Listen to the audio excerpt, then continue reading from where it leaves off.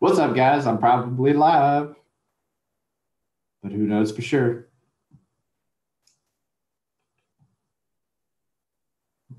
We'll know in just a second. But who knows for sure? There we go. All right. What's going on, guys? I am live here. My phone just went off.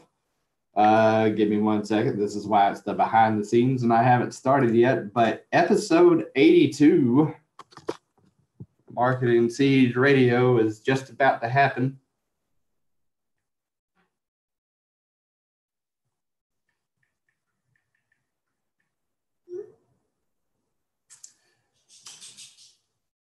Okay. And that's,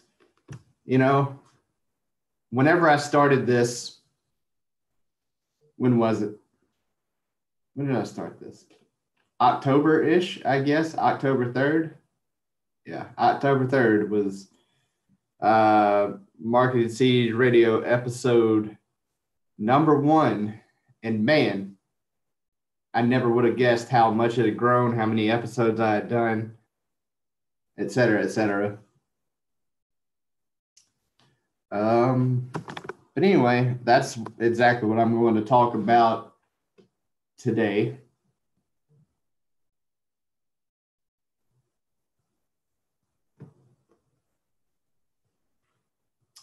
And here we go. I'm going to, retell the origin story of how this podcast came to be today. So here we go. On your mark. Get set. And go. What's up, everybody? Welcome to episode 82. Can you believe it? Marketing Siege Radio. And I woke up this morning thinking about you guys, and I was thinking about the journey that's happened throughout this whole adventure. And I was just wanting to, share kind of how this even came to be. I think back a few years ago, right after I had my ACL surgery, how, in bad shape I was for a lot of reasons. I just think back to it, it was the third knee surgery before age 30. And it's always been something that I've had to deal with. I've never let it get in the way too much. There have been times, especially after this last surgery, where I was like, I do not want to do that again. So I have been extremely careful, but I've also had some times where I've been boneheaded, pushing through it, trying to drive through and do too much. And, I actually woke up at a surgery on fire. I was ready to go. I was ready to get all the way back to normal, back to health, back in the cage fighting as soon as I could. But that wasn't the best thing for me at the time either. So, I really needed to slow down. I really needed to sit down. I really needed to play it safe this time. And one of the things that I did to take my mind off of the pain that I was in was I would play video games, go figure. If you are somebody who hates me because I play video games and I own a business and I work out and do what I want, then it's time for you to leave. But if you're somebody who is, wants to create the game of life the way that you want it, you want to set up your win and you want to explode your results in your life and business, and you're in the right place. But I digress. Today, I didn't want to become another statistic. I didn't want to be one of those ex-athletes who got hooked on prescription painkillers and went down the downward spiral. So, like I said, I was sedating myself with video games. And this time in particular, it was a game that I didn't know it yet, but it would turn out to be one of my all-time favorites, Tom Clancy's Rainbow Six Siege. I remember telling my friends, I was like, I don't know what it is about this game, but I can't stop playing. I was truly addicted. And I used to be very ashamed of that, but addiction is not necessarily a bad word, and it can be good and bad. And there were certainly times where it was bad, but I got to be honest, like during this time, I was really struggling with guilt a whole lot because I was a fitness business owner playing video games while my wife was stuck at a job that she hated. And I knew I had to do something about it. You know, my whole life at the time seemed to be taken out from under me. The MMA career, I had lost 100 pounds, moved twice in order to make the MMA dream happen. That was gone, swept out from under me. My ability to physically train others, gone. Luckily for me at the time, I had a few extremely loyal clients that allowed me to continue to serve them while I was recovering, or else I might not even be here today. So I'm very, very thankful for that. But, I was becoming more and more disconnected from my true purpose as I was marching down this path. It felt like life was never going to turn around for me. I created this business. I wasn't able to actually get out there and grow. And, I was like, I got to make this happen online somehow, because physically speaking, not going to be able to cut it. And, that's when it hit me. It was like, why not use the video games to connect to the people I can serve instead of using it to disconnect and escape pain, or, maybe even do both at the same time. Who knows? But it hit me, and I was like, I need to start streaming on Twitch. So that was the plan. I started streaming on Twitch. I started talking about health and fitness. And, I had all this stuff. I was fired up all the time, but it was a lot of times sitting in a room talking to nobody. And it made me good at speaking, because before it was like I was like zero animated. And, I didn't have that much to talk about. I came from the teaching world where it was like, step 1, do this. Step 2, do this. Step 3. And it really was that cut and dry for me. And health, to a large degree, still is. It's kind of like, just do this and you'll be healthy. And I am passionate about it, but I don't have a lot of tolerance whenever people say they want to be healthy, but they don't really. They're not ready to put in the work. And I struggled ultimately at the end. I struggled with coaching people through that as a result. So I got to this point to where I was using what was going on in the game to inspire me. I would, make a play, or I would do the right thing at the wrong time, or,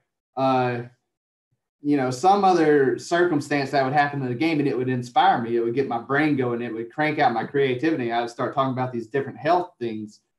And, I talk about strategy and game plan. And at the same time I was doing this, I was just now getting into studying online marketing when I wasn't playing or I wasn't doing rehab, which was most of the time.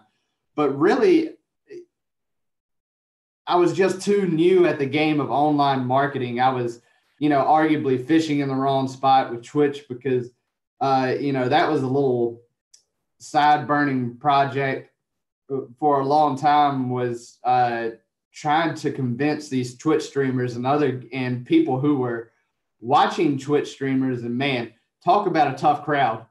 I saw someone of mine who I've spoken to a couple of times. He was dropping messages in the Twitch streamers and networking group on Facebook, and he was just asking questions. And man, people were like, man, you're just a scammer. You're just a con artist. You're blah, blah, blah. And it's like, and that's why I got out of talking to those people. Not saying there's not bad people in the pond that I'm speaking to currently, but man, it's bad whenever somebody is getting all their needs met through video games alone, and they're not getting their needs met in other ways first, in the ways that really mattered. I've been there before, and I can say that. And that's why I started creating these different games.